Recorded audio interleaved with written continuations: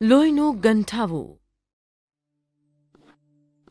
જો આપણે બેદરકારીથી ચપ્પુ વાપરીએ તો ઘણીવાર આંગળી પર ઈજા થાય છે.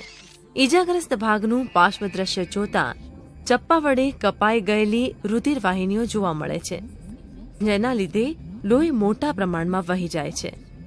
ધમનીની અંદર આરબીસી અને પ્લેટલેટ્સ જોવા મળે છે, જે ઈજાગ્રસ્ત પ્રદેશમાંથી વહી જાય છે. લોહીના ગંઠાવવાની પ્રક્રિયામાં પ્લેટલેટ્સનો મહત્વનો ફાળો છે. લોહીના પ્લેટલેટ્સ થ્રોમ્બોપ્લાસ્ટિન નામી પદાર્થ મુક્ત કરે છે. થ્રોમ્બોપ્લાસ્ટિન અને કેલ્શિયમ આયનની હાજરીમાં લોહીમાં રહેલું પ્રોથ્રોમ્બિન નામનું દ્રવ્ય થ્રોમ્બિનમાં ફેરવાય છે. આ થ્રોમ્બિન ઉત્પ્રેરક ફાઇબ્રિનોજનનું ફાઇબ્રિનમાં રૂપાંતર કરે છે. ફાઇબ્રિનના આ તંતુઓ ઈજાગ્રસ્ત વિસ્તારમાં સ્થાનાંતર કરે છે.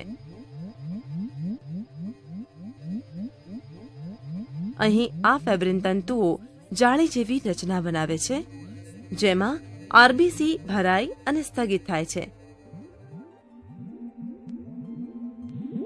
આ આરબીસી અને ફાઇબ્રિન તંતુઓના સંયોજનથી લોહીનો ગઠ્ઠો જામે છે.